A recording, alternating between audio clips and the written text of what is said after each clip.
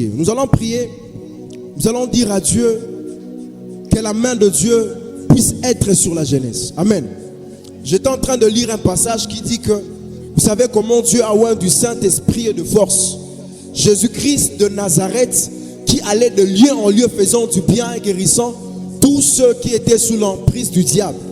La Bible dit car Dieu était avec lui. Amen. Est-ce qu'on peut dire car Dieu était avec lui? Est-ce qu'on peut répéter car Dieu était avec lui?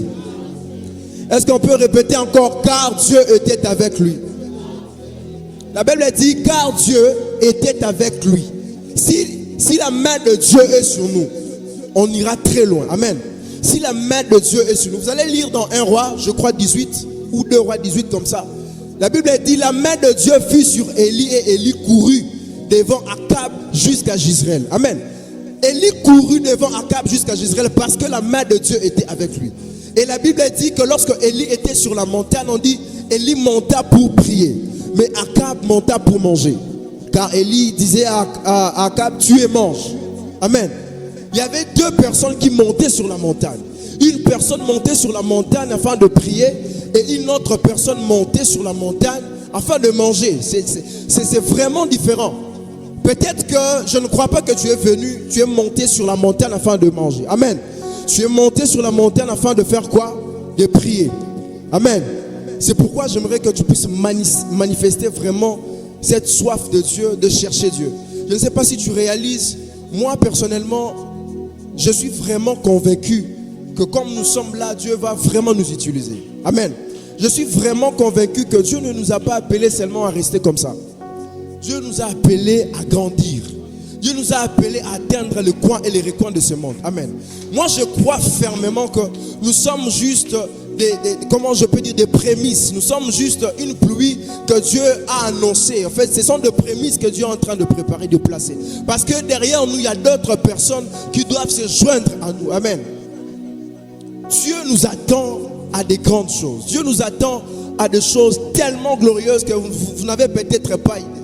Moi, je vois déjà dans 5 ans, dans 6 ans, ce que cette jeunesse deviendra. Amen. Moi, je vois des gens dans 10 ans. La Bible dit qu'un homme de bien pense laisser un héritage aux enfants de ses enfants. Il ne pense pas laisser un héritage à ses enfants, mais aux enfants de ses enfants. Qu'est-ce que nous pouvons laisser comme héritage aux personnes qui viendront après nous? J'aimerais que nous puissions nous poser cette question. Si aujourd'hui tu n'es pas là à l'église, si aujourd'hui tu voyages, tu pars peut-être en Europe, partout dans le monde, qu'est-ce que tu laisseras comme héritage aux personnes qui viendront après, qui viendront trouver le travail de la jeunesse? Qu'est-ce que tu penses laisser?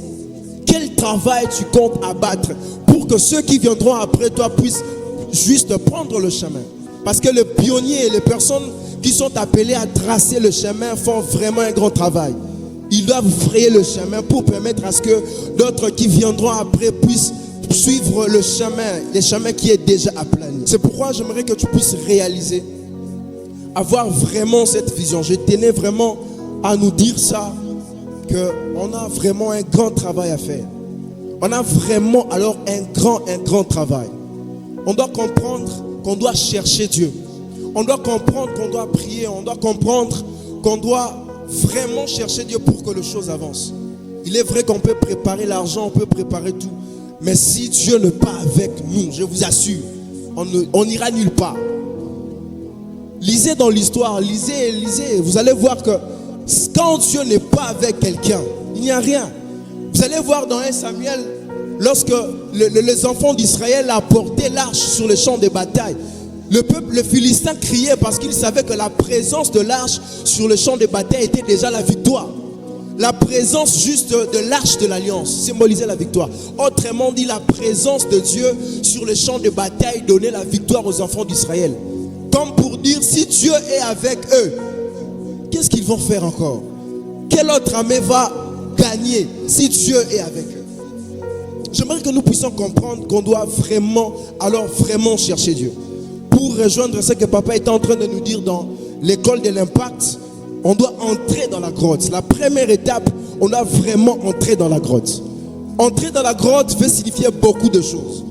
Entrer dans la grotte veut signifier entrer vraiment chercher Dieu. Peut-être qu'à la maison, Tu prends ton temps pour prier pour ta famille. Tu prends ton temps pour prier pour ton avenir. Tu prends ton temps pour prier peut-être pour ton mariage, peut-être pour l'argent. Peut-être tu oublies la jeunesse. Peut-être tu oublies l'église. Comment on peut avancer? Comment? J'aimerais que tu puisses avoir cette conscience que tu dois investir ton temps dans la prière pour Dieu. Je n'aimerais pas qu'on puisse négliger cet aspect. C'est vrai d'organiser, c'est vrai de payer les choses, mais si Dieu n'est pas là, c'est ça mon problème. Si Dieu n'est pas là, si Dieu n'est pas avec nous, on ne peut rien. Si Dieu n'est pas avec nous, on ne peut rien. Et quand je dis on doit prier, on doit vraiment alors chercher Dieu. Je ne dis pas seulement comme ça, mais personnellement tu es à la maison, tu prends ton temps, tu gênes. Non pas, tu ne gênes pas pour l'argent, tu ne gênes pas pour ta famille, mais tu gênes seulement pour la jeunesse. Amen. Tu gênes seulement pour voir les choses avancer. Tu gênes seulement pour voir Dieu à l'œuvre à l'église. Tu gênes. Il y a des fois, tu prends ton temps, tu gênes juste pour que Dieu puisse accomplir de grandes choses dans la jeunesse. Alors, j'aimerais t'inviter pendant ce moment à prier et à dire à Dieu, alors que je suis déjà en train de tendre vers la fin pour remettre le micro, j'aimerais que tu pries vraiment. J'ai pris ce temps pour t'exhorter afin de te dire qu'on a vraiment un travail. On a vraiment un travail. Et ce travail nécessite à ce que nous puissions avoir un cœur disposé. Un cœur vraiment, alors je répète, disposé. L'autre fois, j'étais en train de dire qu'un jeune homme comme David, il voit qu'on est en train d'insulter son Dieu. Il voit qu'un gaillard comme Goliath se tient debout. Il est en train de dire, votre Dieu n'est pas Dieu. Si votre Dieu est Dieu, alors envoyez quelqu'un pour qu'il puisse m'affronter. Vous voyez un peu, vous imaginez quelqu'un se lève et il dit, d'ailleurs, cette église n'est pas une église de Dieu. D'ailleurs, là-bas, on ne voit pas Dieu. D'ailleurs, là-bas, il n'y a pas de guérison. D'ailleurs, là-bas, Dieu ne parle pas. D'ailleurs, là-bas, il n'y a pas de miracle. D'ailleurs, là-bas, il n'y a rien. Dieu n'est pas à l'œuvre. J'aimerais que tu puisses prendre ça de cette façon. Qu'on puisse dire ça à l'église de Shiloh. Comment tu vas te sentir? Et après, qu'est-ce que tu peux faire après? Comme David, il s'est dit, on est en train de dire des choses contre mon Dieu. Mais je me lève pour que je puisse combattre ce Goliath. Il s'est tenu debout, il s'est dit non, moi je dois combattre, faire tomber cet incirconcis qui est en train de défier Elohim, qui est en train de défier Dieu. Amen. Est-ce qu'on peut se tenir debout s'il vous plaît? Nous tenons debout.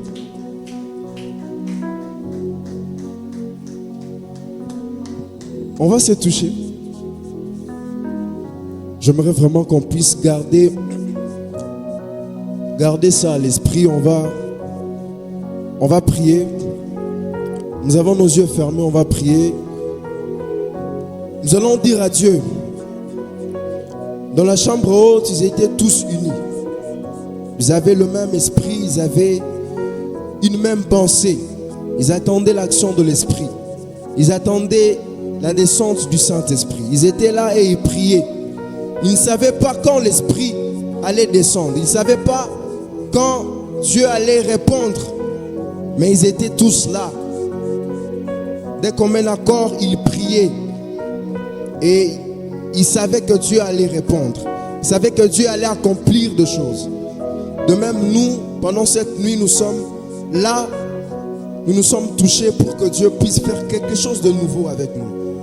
Nous nous sommes touchés pour que Dieu puisse changer encore de choses dans cette jeunesse.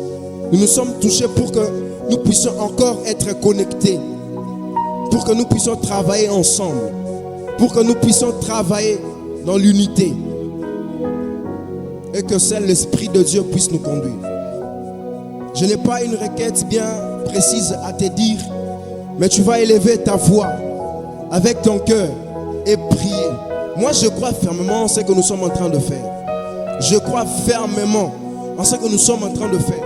Et je sais que Dieu peut utiliser des moments comme celui-ci pour accomplir de grandes choses. Je sais que Dieu peut utiliser cet instant pour changer, pour que nous puissions shifter vers une autre dimension dans l'opération de l'esprit.